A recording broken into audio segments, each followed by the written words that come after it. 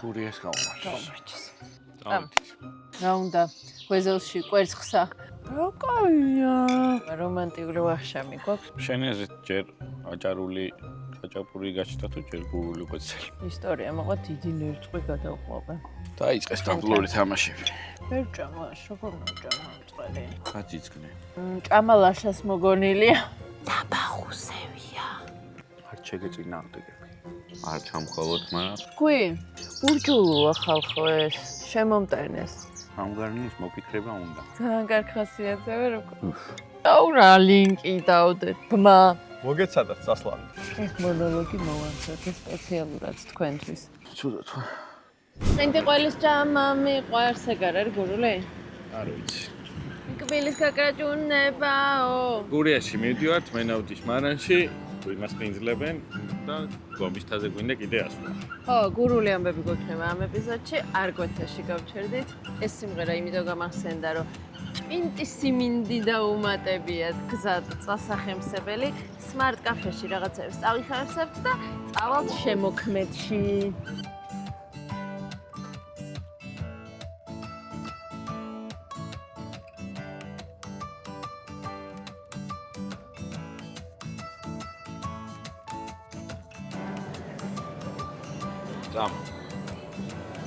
Samo გავსინჯოთ. კაია. სვანური მარი უხდება? პირველად ჭამნა მე მგონი უხდება. კაი, გადავიფიქრე გამასი. მე მგონი მომყოლი.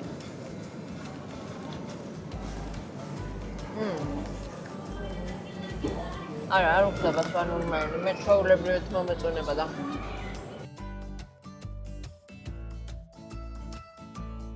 რაჭული ლობიანი და ჭლაკვიანი კეცილები დაემატა.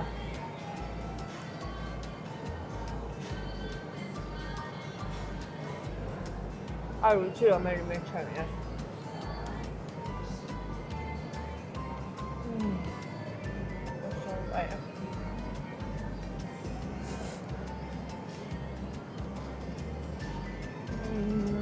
მოკლედ, დიდი სოდოების გამოსყიდვის ეპიზოდი გვაქვს დასაგეგმის, სადაც მოხდება ის სახინკლე, ის პიცერია, ის საშაურმე და ის სამწვადე, რომელიც ჩვენ პიცერზე ცოდვად გვაწევს და თქვენ დაწერეთ, რომ აი ამის გარეშე საერთოდ რანაირად გაიფიქრეთ ეპიზოდის დადებაო. შეაყენე, ლაშა შეაყენე. ამ საღამოს რას აკეთებ ლამაზო? პრემიუმი გავსე რა. საწვავსაც გავავსებთ და წავედით შემოქმედში.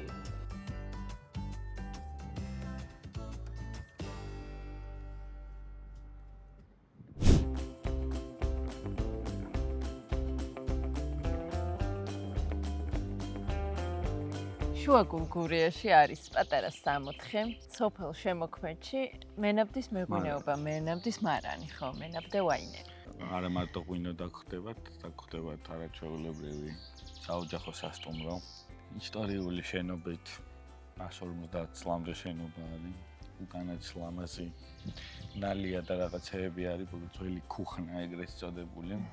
ძალიან კარგია ის ამბავი, რომ შენარჩუნებული აქვს ეს ავთენტური გარემო. გვექნება სადილი, ღვინის დეგუსტაცია და საუზმე. გომის თვაზეც ვაპირებთ ასვლას საღამოს და გაგვიმართოს ღმერთი.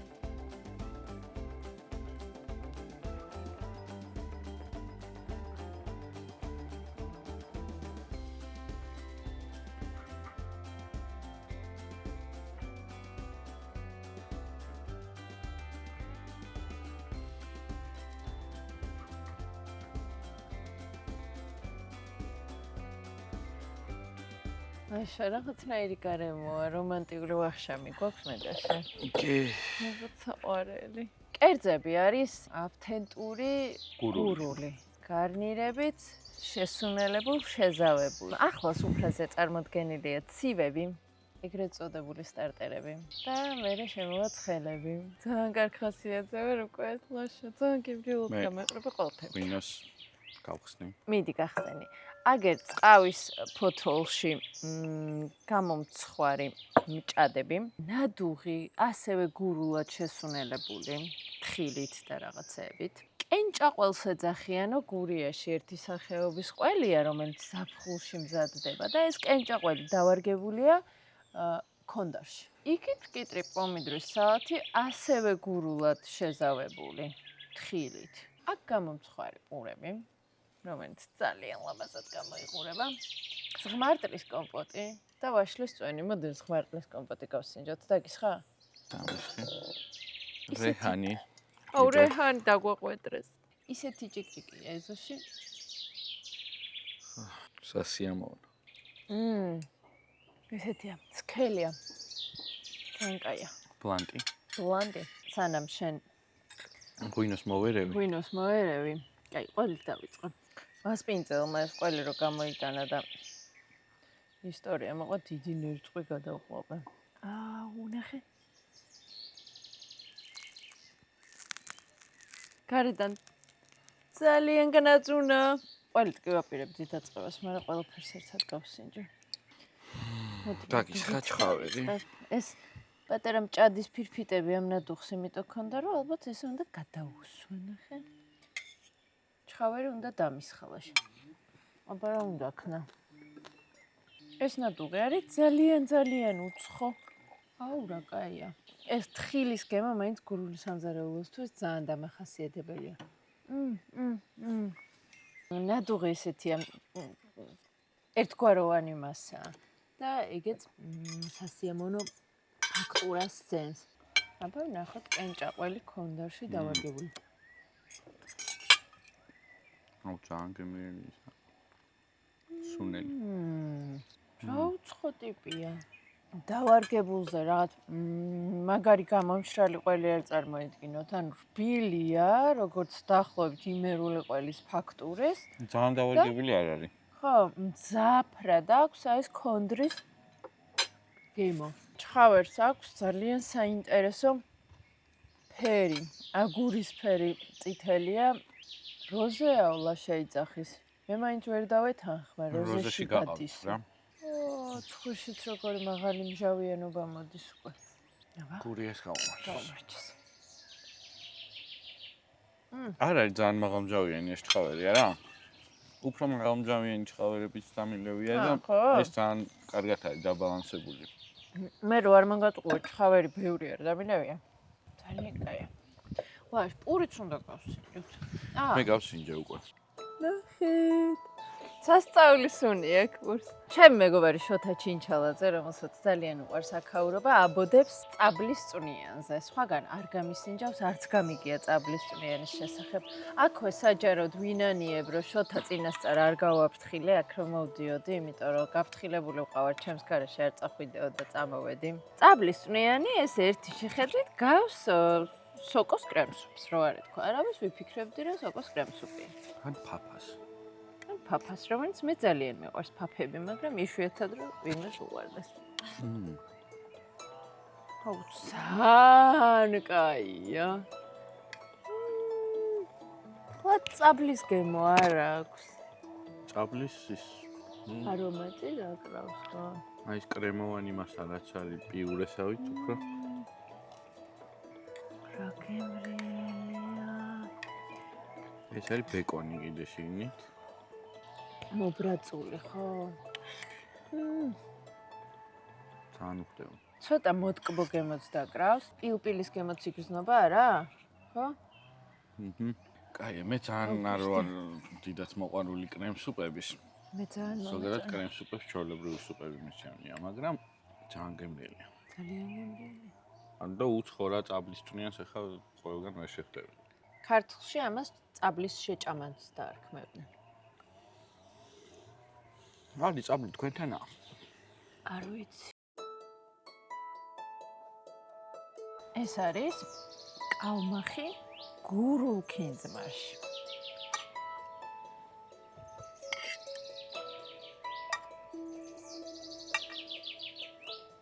ამის განსხვავება თურმე მეგრული ქინძმარისგან ყოფილა ის, რომ ამას ნიგოზი არ აქვს, მხოლოდ ქინძი და ზმარი. გარდა ამისა, ნასპიზელმა გითხრა რომ აქ ერთ-ერთ ოჯახს აქვს ეს საკალმახი.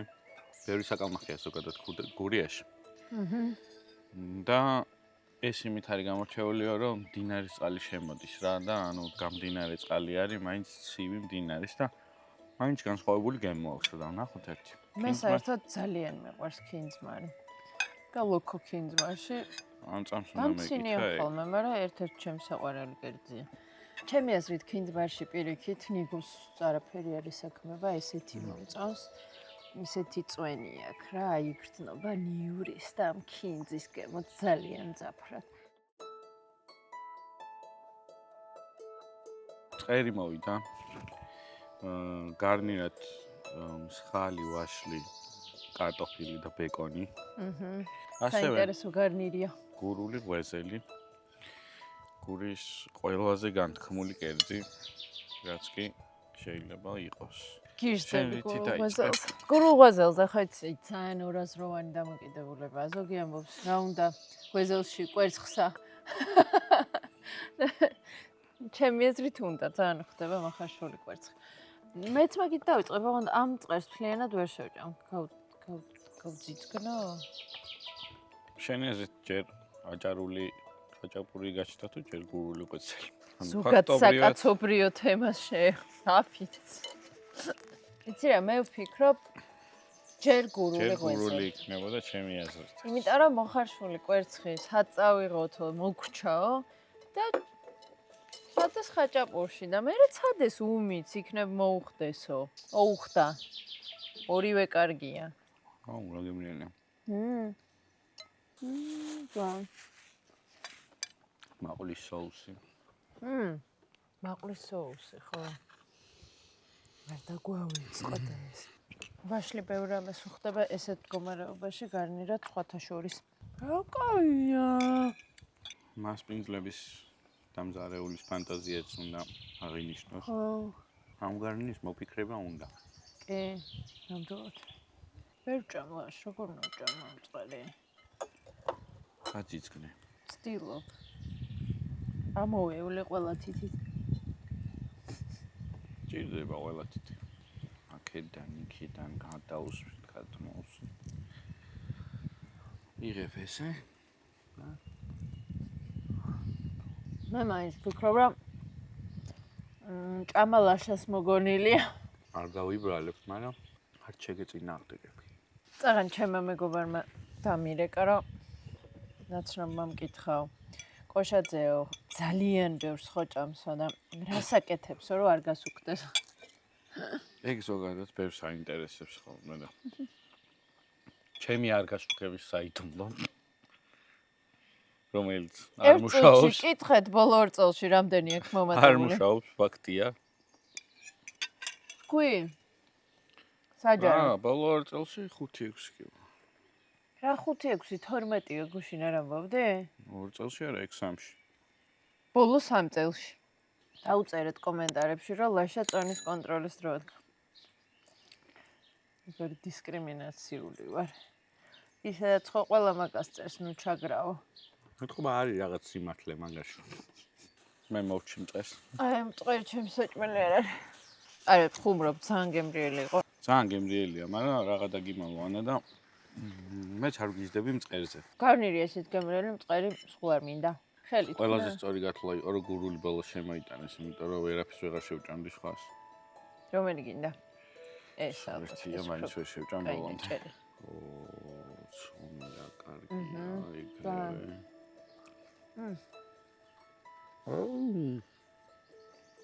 კაია.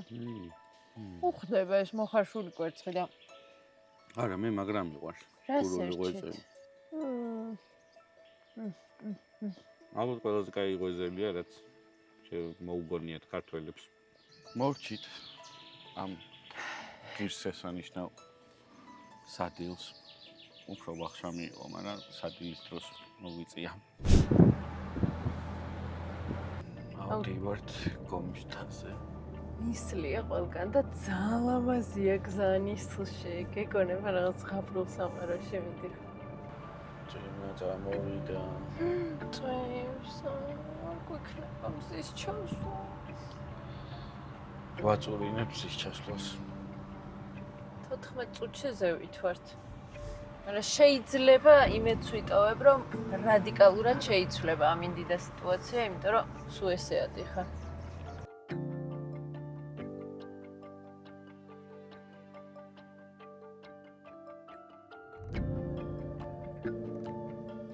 ამოვედით ზღვის დონიდან 2000 მეტრზე.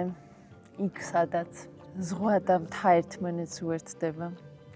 ღრუბლების ნაწილი შენს ზევით არის და ნაწილი შენს ფეხქვეშ. ძალიან ლამაზი ალპური სიმწვანე. ერწყმის ამ ღრუბლებს და იქით მოსჩანს ზღვა. იქ სადაც პოსეიდონი და ზევსი ერთმანეთს ხვდებიან და ტრუჩილოს ყავას მიირთმევენ. ერთი წამით ცხოვრება ჩერდება და ფიქრობ, რომ მარტო ამისთვის ღირდა სიცოცხლე, რომ ეს გენახა. და მერე რუსული სიმღერები აურას გიბინძურებს და ხვდები, რომ დედამიწაზე ხარ. ეს მონოლოგი მოვამზადე სპეციალურად თქვენთვის, დეჰანის მაყურებლებისთვის. სანამ ლაშა კადრებს იღებს. ლაშა, სიტყვა გომური ნიშნავს თხვილფეხა საქონლის სადგომს. ხო და გომის მთის ეტიმოლოგია სავარაუდოდ არის აქედან წამოსული, იმიტომ რომ აქ იყო საძოვრები. ძალიან ლამაზია აქაურობა, ხუმრობის გარეშე. საყვარელი პეტერე კოტეჯები, რომლებიც ახლოდან ძალიან ლამაზი არ არის, მაგრამ შორიდან რაღაცნაირ ლამაზ ფერად ერთგვაროვნებას ქმნიან, მიმოფანტულია და მიმოფენილია მთაზე და მართლა ზღაპრულია, რომ გადახედავ და შენს ქვევით ფაფუკი ღრუბლები გონია, რომ აი რომ გადახდე და გადაფრინდე და გიჭერენ. და ღრუბლების იქით ზღვა ირეკლავს მზის ჩასვლას. ინტერნეტში რაც დავძებნე, დაახლოებით წელიწადში 220 დღე ლამაზი მზის ჩასვლაა და ამოდით მარტო ამის სანახავად მაინც სავარაუდოდ გაგიმართლებთ ამინჩი, მაგრამ რო ამოდიხარ ისეთ ღრუბელში და ნისლში მოდიხარ, რომ გონია, რომ შანსი არ არის ზევით როგორ უნდა იყოს კაი ამინდი, ცოტა კი არა ბევრი ვიწუწუნე, მაგრამ ამოვედი და აგერ ბატონო მოკრიალებულიცა. ლაშა მოვყევი უკვე ყველაფერი შენს გარეშე. დაბაღუსევია. და უჭირს მუშაობა, ოღონდ არ აღიარებს, იმიტომ რომ გუშინ უთხარი, რომ აი რო იწუწუნო მეთქი და მაინც დალია. ცოტა ხანი ანას სასწაული ადგილი. დავუთმობ ასპარეს, იმიტომ რომ ერთდროულად ბევრი დივაისით მიწევს გადახება. პირველად ვარ. შენ რა სიტყვი? ეს უფრო ლამაზია თუ გახლა? ეს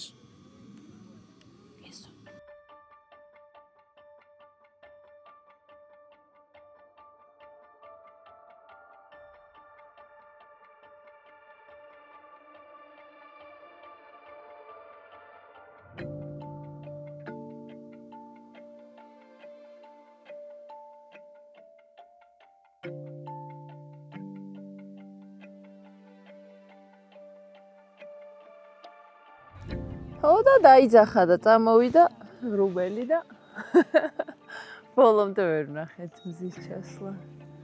აი უცებ ეგეთი ნისლი გაიჩიტა. ჩაის ბუჩქებში ვსხედავთ ჩიტების ჭიკჭიკში, სიმწვანეში. მე დავიწყებ.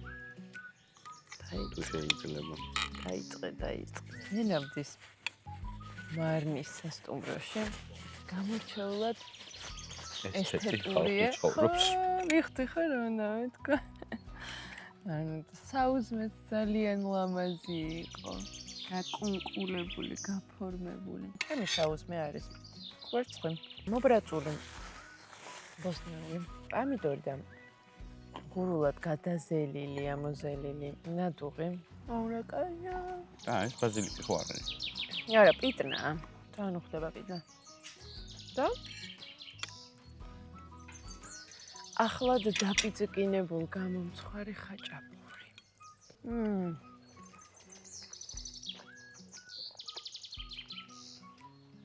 ზღაპრული ცომით და გემოთი.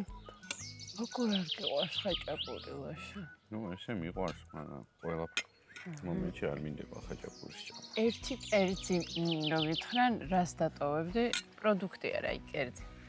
მე ხაჭაპურს და მაგიდა. აი მე პასტას. ბევრი შეიძლება პასტა გააკეთო. ბევრი არა. პასტის ერთი კერძი. მაშინ უფრო ნეაპოლიტანურ соусთან ერთად ან არაბიატასთან. პამიდრის соус. პამიდრის, იმიტომ ახლა კარბონარაზე მოვკვდები 2 დღეში. ხოლო ხაჭაპური არის კერძი, რომელიც ყოველ დღე შემიძლია ჭამა, ესეთი იმერული. ყოველ დღე. არ ჩამხოლოდ, მაგრამ ხაჭაპურს პიცა მისჩენია. ურჯულოა ხალხო ეს, შემომტენეს. ერთ კერძს დავტოვებდი პასტასო, ხაჭაპურს პიცა მისჩენია. ვახუშტი მენად შემოგვეცდება, მასთან ვართ. სტუმრად. მას პინძელი გამოვიჭირეთ. ვახუშტი მენად. ასე მოულოდნელად. ხო, შემოგვიერთდა. ონ მართლა მოულოდნელად, ხო არ იცოდი არა, არ ვიცოდი და ძალიან მიხარია, რომ შემოგვიერთდით რო გამონახე, იმიტომ რომ ვენახის მოსავლელად ხარ ჩამოსული. მოდი კონცეფციაზე შენ რომ მოგვიყვე. ეს ოდა სახლი არის ძველი, ალბათ სულ ცოტა ერთი საუკუნის. ჩემი გვარი არის ამ სოფლიდან. ბაბუა ჩემი გაიზარდა ამ პატარა ქუჩის მეორე მხარეს, რო ეზოარი მანდ. შემოქმედში. ხო, და ბაბუა ჩემს ძალიან პატარა მიწა ერგო მამამისისგან და გვინდოდა რომ აი ცოტა უფრო დიდი სივრცე გქონოდა იმისთვის რომ ვენახი გაგვეშენებინა, იმიტომ რომ ეს სოფელი ყველა წყაროს მიხედვით არის მეღვინეობისთვის ერთ-ერთი კარგი ადგილი. და აი თქვენ ნახეთ, მე მგონი მაგის კადრებიც აიღეთ. კი, ლაშა გაქვს ხო უკვე ქვევრების, ანუ გადავირიე დედამ რომ მითხრა მე-11 საუკუნის ხო, სავარაუდოდ. ხო, ვარაუდობთ, რომ ეს არის რამდენიმე საუკუნის, იმიტომ რომ ეგეთ ქვევრებს ადრე აკეთებდნენ, ბოლო რამდენიმე საუკუნე ეგეთ ქვევრები აღარ კეთდება, რაც აქ არის და 15-ზე მეტი ქვევრი არის. და სხვადასხვა დონეზია ეს რა, ზოგი უფრო ახალია, ზოგი უფრო ძველია. ეგ აღმოაჩინეთ, როცა ეს გინდოდათ აუზი თუ გვინდოდა აუზის გაკეთება. სამოთხრის პროცესში. გვინდოდა აუზის გაკეთება და 2 ჩანდა მარტო. და ვიფიქრეთ, რომ იმ 2-ს ამოვიღებდით, დავაწებებთ, იმიტომ რომ გატეხილია ყველა. დავდებდით როგორც სამუზეუმო ექსპონატს და დანარჩენ ადგილას გავაკეთებდით აუზს. მაგრამ აი ამ ამოთხრის პროცესში გამოჩნდა 15 ქვევრი და 15 ქვევრი ძალიან დიდი რაოდენობის ღვინისთვის არის განსაზღვრული რა. შეუძლებელია ამდენი ქვევრი დაგჭირდეს თუ შენ ღვინოს არ აწარმოებ. პირადი მოხმარებისთვის ამდენი ქვევრი არ გჭირდება. ოჯახი, ხო. როგორც ჩანს, ვინც მაშინ აქ ცხოვრობდა, მისდევდა მეღვინეობას და ეს ამ ღვინოს ჰქონდა არა პირადი მოხმარების მიზნები, არამედ ჰქონდა რაღაცა სხვა მიზნები, ეკონომიკური მიზნები. არ არის გამორიცხული ცხადია, რომ საეკლესიო დანიშნულების იქნებოდა ეს ყოფილიყო ეს ღვინო, მაგრამ მაინც მაგდენი არც მონასტერს არ დასჭირდებოდა. მით უმეტეს მარტო ერთი ოჯახი ხო არ ამზადებდა ამ ღვინოს, ხო, ამ სოფელში ღვინო იწარმოებდა. როგორც ჩანს, ეს ჯაჭვი ესე იყო აწყობილი, სამეურნეო ჯაჭვი. უფრო ქვედა ზღვასთან ახლოს ყოფ სოფლებში მოყავდათ სხვა კულტურები, მაგალითად ღომი, ბრინჯი, სიმინდი და ასე შემდეგ. ამოქონდათ აქ და აქედან მიქონდათ ღვინო. იმიტომ რომ აქ მაგხელა მიწები არ არის და ეგრე გაშლილი რომ ადვილად დაამუშავო. ქვევით სოფლებში კიდე ცუდი ხარისხის ყურძენი მოდის ღვინისთვის. ხო, კლიმატი არის. ხო, ამიტომ გაცვლისთვის საუკეთესო ვერსია. ეგ იყო და მაგას ადასტურებს ის რომ აი სადაც საუზმოვდით. ხო. იქეთ ხო ბუჩქებია? კი. იქაც ხო აჭური. ხო, და აი მაგ ბუჩქების იქეთ არის შედარებით პატარა მარანი და პატარა ქვევრები. ხო. როგორც ჩანს, აქ მიდიოდა ძირითადი პროცესი დაღვინების, მაცერაციის, ფერმენტაციის და მერე გადაქონდათ იქ უკვე დამზადებული ღვინო, რომ ღობესთან ახლოს, როცა ამოიტანდნენ ქვევიდან ვიღაცა მისცემდა ღომის სტომარას და აქედან გადააწოდებდი. ხო, მაგ იყიდვა ალბათ ნაკლებად იყო, უფრო მეტად გაცვლა იყო რა. ძალიან მაგარი, პატარა უცებ ვენახებს შორის ღვინის მუზეუმი. ხო. აღმოგაჩნდათ. სამწუხაროდ მე ნელ-ნელა ქრება ეს მემკვიდრეობა გურიაში, ამ სოფელშიც. ეს ხდება მე-19 საუკუნის ბოლოს და ამაში ძალიან დიდი წვლილი მიუძღვის დაავადებებს.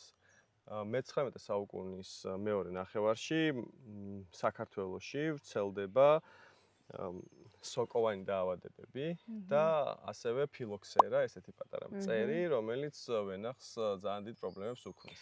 ფილოქსერა მთელს ევროპის კონტინენტზე ყველგან ვრცელდება. ეგ პერიოდია, ხო? ხო, ცოტა მოგვიანებით შემოდის ჩვენთან. ორი რამ გჭირდება იმისთვის, რომ გავუმკლავდი ამ პრობლემას. ერთი შეწამლა და ჩვენთან ვენახები არის ხეებზე, ამიტომ ვერ მიწუდები მე შეწამლა. აი ხა 7-8-9 მეტრიან ხეზე უნდა შეწამლა. თუთაზე გადავიღეთ გასული 150 წლის. ხო და ვერ იქ როგორ უნდა შეწამო, ვერ წამლა. რაც შეეხება ფილოქსერას, მან ერთადერთი მეთოდი, რაც მუშაობს, არის ამერიკულ საზირეზე დამყნობა. ხო, რაც მე რითიც ჩაანაცვლეს, ხო? რითიც ჩაანაცვლეს. ოღონდ მთელი პრობლემა ის არის, რომ რუსეთის იმპერიის სოფლის მეურნეობის სამინისტროს არჯერა რომ ქართულ გლეხებს შეუძლიათ ამ ახალი ტექნოლოგიის ათვისება. ტარდება საქართველოში დიდი კონფერენცია მაგ დროს, სადაც მონაწილეობენ ქართველი, რუსი, ევროპელი აგრონომები. და ეს კონფერენცია ასკვნის, რომ ქართველი მევენახე არ არის სათანადოდ მომზადებული იმისთვის, რომ ეს მყრობის ტექნოლოგია აითვისოს. ამბობენ, რომ დაივიწყეთ ქართველებმა ვენახი, მარტო გურიაში კი არ არის, მთელ საქართველოს ეხება, ხო? მაგრამ არის ერთი ესეთი კაცი, მაშინ რუსეთის იმპერიის სოფლის მეურნეობის სამინისტროს აგრონომი, რომელიც იმერეთში მუშაობს, იმ პერიოდში არის იმერეთში მოვლენილი და იმერეთში მუშაობს, ვლადიმერ სტაროსელსკი, ესეთი კაცი და ეს ამბობს, რომ მომეცით უფლება, რომ ჩავატარო ექსპერიმენტი. ამ კაცს ძალიან უყვარდა ქართველები და მე საქართველოს ისტორიაში ძალიან მნიშვნელოვანი და განსაკუთრებით გურის ისტორიაში ეს კაცი ძალიან მნიშვნელოვან როლს თამაშობს, დადებით როლს. და ეს კაცი ამბობს, რომ მე არასწორად უყურებთ თქვენ სინამდვილეში ქართველი გლეხები არ არიან მოუმზადებელი ამ პროცესისთვის და ითხოვს ექსპერიმენტისთვის ერთი სანერგე მეურნეობის გახსნას, ნებართვას. აძლევენ ამ ნებართვას და ეს ექსპერიმენტი ძალიან წარმატებული გამოდგება. საქარაში იხსნება ეს მეურნეობა. და იმერელი გლეხები არათუ სწავლობენ ამ ტექნოლოგიას, არამედ თვითონ ხსნიან ძალიან მალევე სანერგეებს. და ამიტომ იმერეთში ყველაზე ნაკლებად ზიანდება, იმიტომ რომ იქედან იწყება. ეს მერე გადადის ქართლში და კახეთშიც კეთდება სანერგეები, თუმცა გურია ზრალდება ყველაზე მეტად რამდენიმე ფაქტორის გამო. ერთი ფაქტორი არის ის, რომ საზღვრისპირა რეგიონია და ნაკლები ყურადღება ექცევა ოსმალეთის იმპერიასთან აქ გადის საზღვარი. მეორე სულ აჯანყებები არის აქ და სულ დაპირისპირება საიმპერიო ძალებთან და მეურნეობისთვის ნაკლები დრო აქვთ გლეხებს და მესამე ფაქტორი არის ის, რომ იწყება პირველი მსოფლიო ომი და სამუშაო ძალა მიდის ომში. როცა ბრუნდებიან ომიდან, ვინც მოასწრო სანერგეზე გადაყვანა ახალ ნერგზე. იმათ ვენახები გადარჩა და გურიაში გადარჩა მარტო 8%, 92% განადგურდა. სხვაგან აღადგინეს, ქართლ-კახეთში აღადგინეს, იმერეთშიც აღადგინეს, გურიაში აღარ აღადგინეს. და ამიტომ აი ეს მემკვიდრეობა გურიაში დაიკარგა რა ფაქტობრივად. საბჭოთა კავშირი იყო დახურული ეკონომიკა. და ყველაფერი უნდათ სჭირდებოდათ რაც უფრო ნაკლებს შემოიტანდნენ სხვა ქვეყნებიდან. მით უკეთესი იყო ამ ეკონომიკისთვის. ამიტომ სოფლის მეურნეობის პროდუქტი ჭირდებოდა და ჩაი ჭირდებოდათ. ჩაი ძალიან მნიშვნელოვანი პროდუქტი იყო.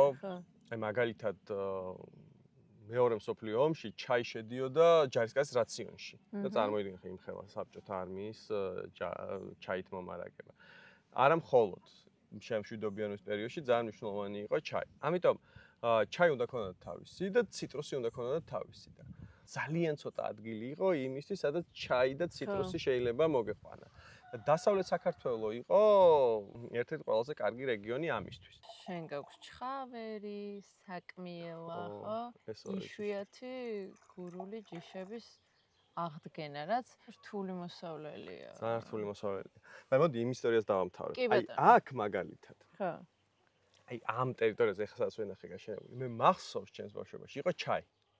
ანუ აქ სულ ჩაი. აქ ჩაი, აი წარმოიდგინე, აქ სულ იყო ჩაი, აი ამ ქვის ყორის იქეთ იყო სულ ჩაი. და მე ამოძირკვეს ეს ჩაი და მე რაღაც სათხილე იყო და ჩვენ უკვე გავასუფთავეთ და დავგედი. კაი, აბა ჩხავერზე მომიყევი.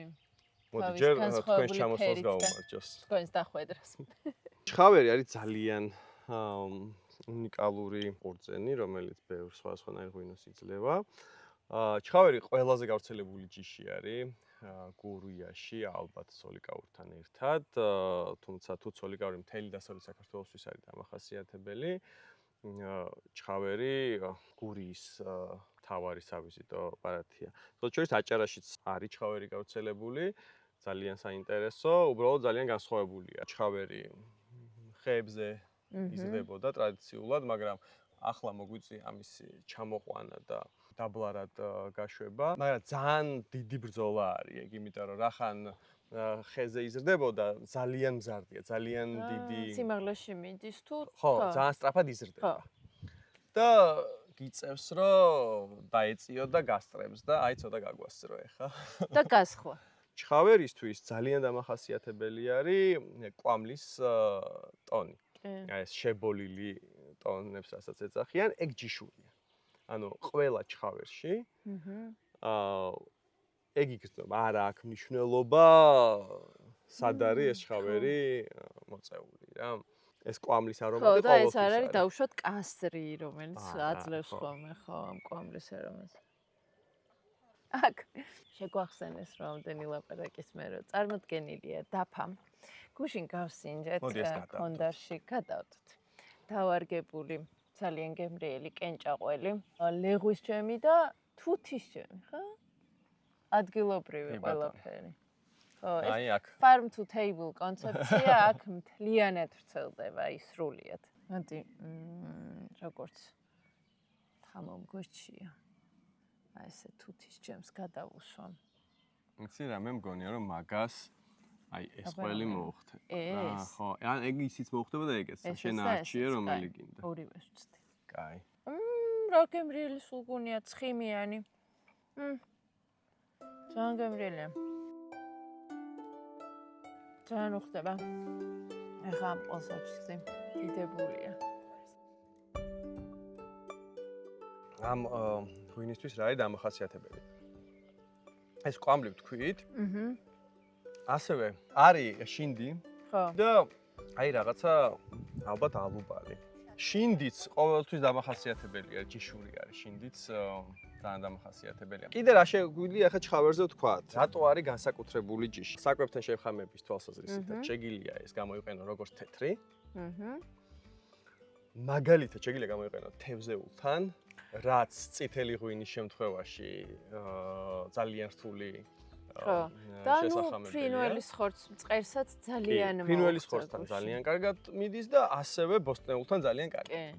ეს ერთი თუ ძალიან მოგეწონა და ერთ-ორ ჭიქაზე ვერ გაჩერდი.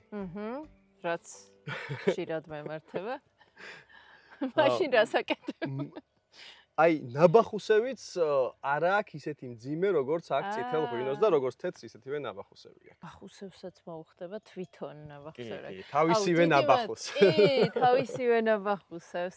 ძალიან დიდი მადლობა. ჩვენ ცოტა კიდე გავისეირნებთ, კადრებს ავიღებთ, მერე დესერტი გველოდება და წავალთ სანამ გავგორდით ამ ეზოდო. დარჩით. აუ, მაცდური. გურიაში ვერ სიტყვიან?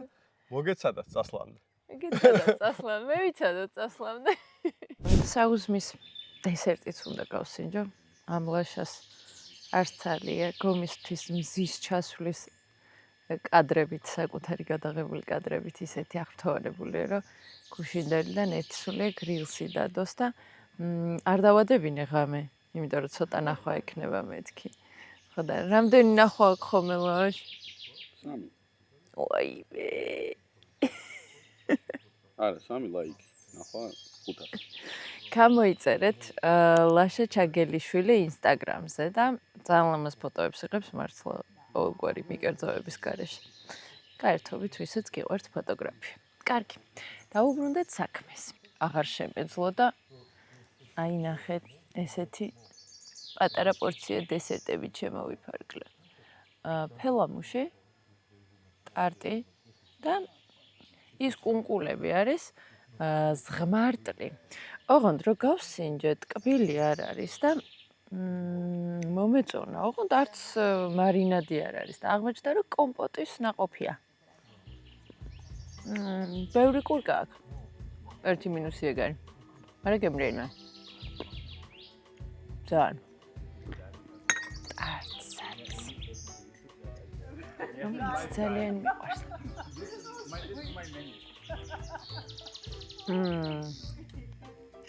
უფ, კაი სიმჟავეა და სიმჟავე და სიტკბოს. ტანდემი ძალიან მიყვარს.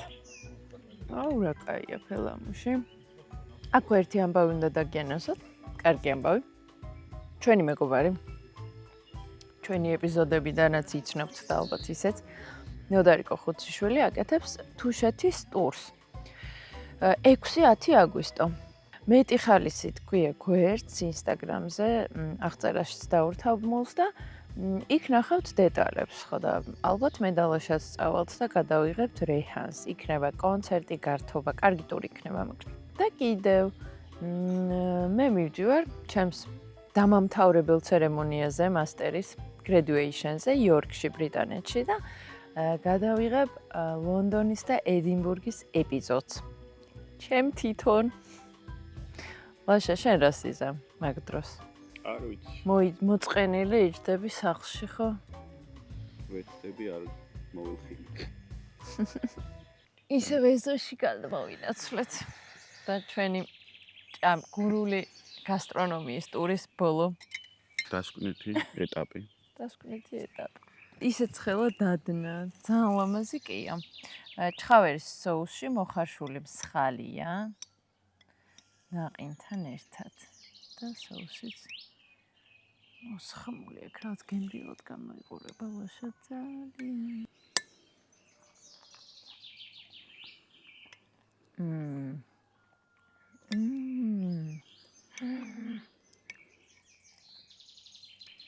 აუ რა კაია, ძალიან გემრიელია.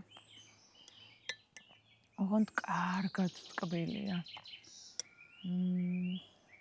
ეს მსხალი ისეთია, ჩაშაქრებულ, ჩაჩირებულ მოხარშულია. ნაინც ძალიან ხდება. უფ. ძალიან კაი. აუ ძალიან. აი ესეთი ტიპია. ძალიან კაი, პიტნეს ძალიან უხდება. აინია ნეიტრალებს სიტყვას. ძალიან დიდი მადლობა ჩვენ მასპინძლებს, იმიტომ რომ ძალიან ვისიამოვნეთ გადაღებით 2 დღის განმავლობაში. გემშვიდობებით ნაყინების ეპიზოდამდე, ხო? ხო. ნაყინით. ნაყინით გემშვიდობებით ნაყინების ეპიზოდამდე. აუ რა ლინკი დავდეთ, ბმა.